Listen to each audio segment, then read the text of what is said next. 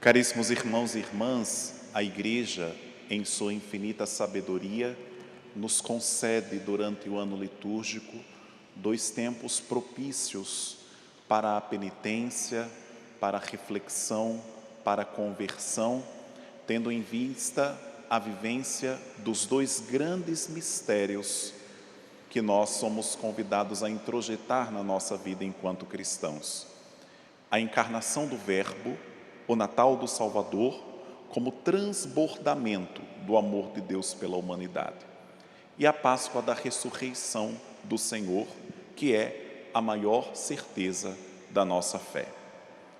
Vã seria a nossa fé se Jesus não tivesse ressuscitado.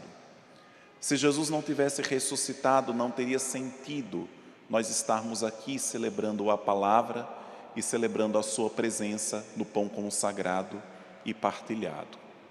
Então, Jesus, ele ressuscita porque um dia ele se encarnou. Então, a encarnação e a ressurreição estão plenamente ligadas.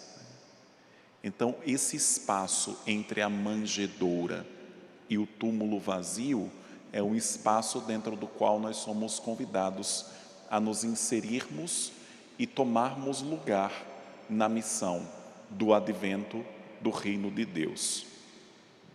O evangelho que nós acabamos de ouvir, nós vemos que Jesus, ele louva a Deus pela simplicidade daqueles que são os destinatários das grandezas e das sabedorias de Deus.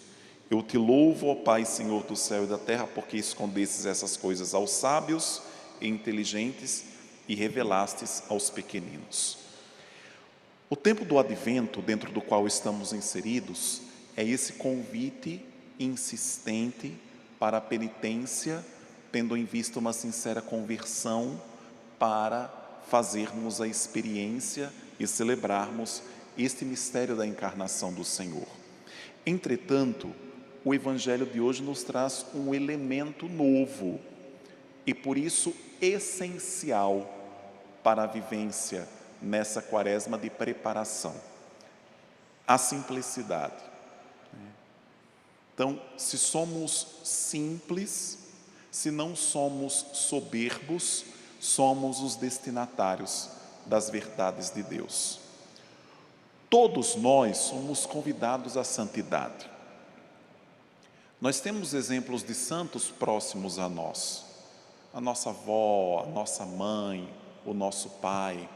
Nós temos santos da nossa época, São João Paulo II, tantas pessoas que nasceram e que aprenderam a ser igreja sob o pontificado de João Paulo II, que hoje é o santo da igreja. Teresa de Calcutá. Hoje nós estávamos em Aparecida, nós vimos várias freiras da congregação da Madre Teresa de Calcutá. O Carlo Acutis, o bem-aventurado Francisco Jordan, o nosso fundador dos Salvatorianos, a bem-aventurada Benigna, que há pouco mais de um mês foi beatificada lá na minha região do Ceará. Então, são santos da nossa época. E a santidade, ela é sempre atual, porque é um convite insistente para que nós sejamos santos. E não existe na história da igreja nenhum santo que foi soberbo. Me mostrem na geografia. A geografia é a ciência que estuda a vida dos santos. Me mostrem na geografia da igreja algum santo que foi soberbo. Não existe.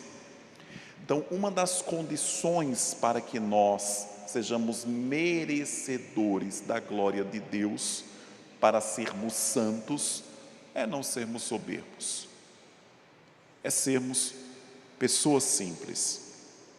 Jesus Cristo nos mostra isso em toda a sua vida, desde o seu nascimento. Ou Jesus nasceu em berço de ouro? Não nasceu.